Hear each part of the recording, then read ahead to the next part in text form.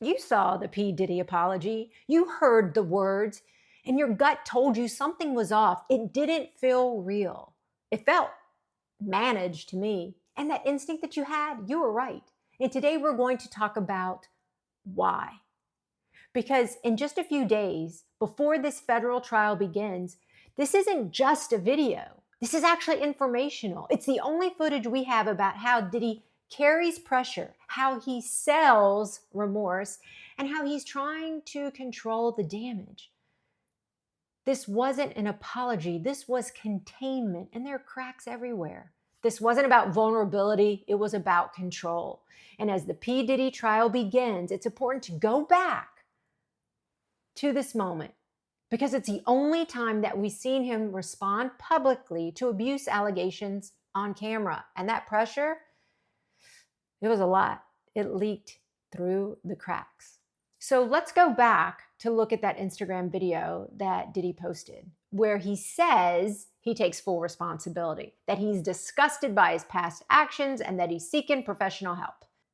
Interestingly enough, it just came after the video where he was assaulting Cassie. That timing says everything. Because prior to that, what was he doing? He was denying. People are lying on me, he was saying. People are trying to make me look bad. People are trying to bring me down. It was all a sack of lies. That video says a completely different story. This was a man in the video, the apology video, that was trying to control the storm that was already brewing. So let's break down his apology. It's so difficult to reflect on the darkest times in your life, but sometimes you got to do that. I was fucked up. I hit rock bottom, but I make no excuses. My behavior on that video is inexcusable. I take full responsibility for my actions in that video. I'm disgusted. I was disgusted then when I did it. I'm disgusted now. I went and I sought out professional help.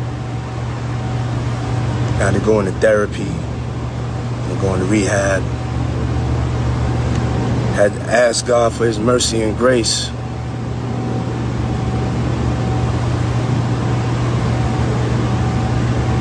I'm so sorry.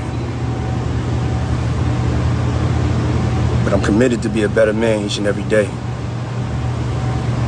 I'm not asking for forgiveness. I'm truly sorry. He says, it's so difficult to reflect on the darkest times in your life, but sometimes you got to do that. The video starts with vagueness. There's no mention of Cassie. There is no apology, and there are no specifics. He starts off with this universal truth statement as a way to distance himself from personal responsibility by hiding behind general wisdom. Why does he do it? I think to create sympathy, but there's no accountability. Then he goes on to say, I effed up, I hit rock bottom. Now, this might be where you thought, ooh, we're going to get into some honesty here. But instead, he makes it all about him, that he messed up. But who's the victim? It's about his experience, not Cassie's. He does this to humanize himself, but there's still no mention of the abuse or the victim, who is Cassie. He goes on to say, I make no excuses. To me, this is reputation repair. But he says it after two excuses, implied excuses. I messed up in dark times. He says it as a way to control the narrative, to control the criticism. Goes on to say, my behavior is inexcusable. This is the first time in his apology video that he actually says that he did something wrong. But notice he doesn't say what the behavior is. There are no words like hitting, shoving, dragging, kicking. There's no mention again of the victim. So he appears direct, but he really isn't, because he's still vague and he's still nonspecific. I take full responsibility for my actions in that video. Service level accountability. It sounds strong, but without naming the behavior or the harm that was caused, it just sounds hollow. He didn't say I hit her. He didn't say I hurt somebody I loved. I crossed the line. I can't believe what I did. There was no recognition of Cassie's experience, only his responsibility. He fails to give any emotional or moral clarity here. He goes on to say, I'm disgusted. I'm disgusted with what I did. I'm disgusted now. This is deflection wrapped in self-revulsion. It's a signal of shame, but again, it's internal. He's still only talking about how it made him feel, not what he did to Cassie. He's saying it to signal remorse, but I'm not feeling any remorse because he doesn't connect the harm caused or what he did to make it right. He goes on to say, I went out and I sought out professional help. I had to go into therapy. I had to go into rehab. Now, to me, that line shifts the story from what he did to what he did after. And you know what? It's probably very truthful. Oh, but listen. The had to, right? That's the truthful part because he couldn't deny the allegations anymore. There was proof of it. So he couldn't stand on a soapbox and he couldn't call everybody else a liar. Saying he had to sounds like he was forced to because he had to confront what he did because it was on video. But it was only to repair his reputation. I don't think it's real remorse about what he did. And that's huge. He goes on to say that he asked God for grace and mercy. Okay, this is spiritual framing intended to suggest humility or transformation. But again, no direct apology to Cassie.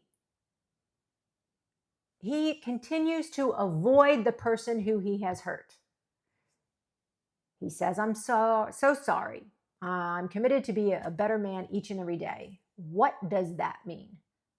And the apology comes a little too late. After all the justification, after all the self-disgust, after all the therapy references, and God. It sounds like an obligation, not an emotional truth. He says he's committed to be a better man. Again, this is about him. But he's not talking about what he's done to repair the damage to Cassie. He goes on to say, I'm not asking for forgiveness. I'm truly sorry. This is often used as a humble closer, if you will. But in this context, it feels more like a defense. I'm not asking for forgiveness avoids the risk of not being forgiven. It's meant to help him appear humble. Again, still no mention of Cassie, still no mention of the violence. And that is crazy to me. So you can see how I think this isn't an apology at all. These are indirect excuses for bad behavior. Oh, and speaking of behavior, the word behavior in and of itself is neutral, right? It's a noun. It's a noun for actions, behavior. So behavior in and of itself isn't either good or bad, but that's the word that he uses in his apology. It is a way to avoid responsibility. It is a way to avoid characterizing his atrocious actions towards his ex-girlfriend. Remember this, words have power. Words can be very powerful. And people strategically use words to convey what they want you to know. Remember that. Let's dive into some body language. 1, Diddy's tone stays flat and steady, almost too steady throughout the video. This isn't relaxed. This is more practice. When someone is emotionally moved, their voice usually shifts, their tone, their pace, their inflection. But Diddy keeps everything level. That's control. His body is super still. He barely moves. He tries to contain everything. But this kind of stillness isn't peace, it's oppression. A person who feels what they're saying tends to show movement, whether in their hands, whether they lean in, whether they shift, there's some shift in their breath, but he's frozen. This video wasn't a confession, it was strategy. And you know what else it was? It was evasive. It was an evasive apology. He talks, but what is he actually saying? because he keeps it vague. He gives you just enough to think he's apologizing, but not enough to understand what he's actually taking responsibility for. There are no details, there's no clarity, there's no real ownership. The words sound like remorse, but they're hollow. They don't connect to anything specific, and that's not transparency. That's image control. And look, this isn't a judgment, it's just my observation. Because when somebody's public image is collapsing, every word becomes calculated. And the more calculated the words, the more the body has to work to stay in line. And that's where the leaks happen. And that's what you're reading. There won't be cameras in the courtroom next week. And we won't see how he reacts to cross-examination if he gets on the stand. We won't hear his tone of voice or see how he holds himself when a witness speaks. But we have this. We have this one apology video, which is our only on-camera reference point for how he manages pressure, for how he tries to control his emotion, and how he tries to shape his image when he's cornered. This isn't about proving guilt. It's about noticing patterns in what he says and what he shows in his body language. And this video gives us our first look. Because we're about to see Diddy go through one of the most high-stakes periods of his life. And there will be no cameras in that federal courtroom.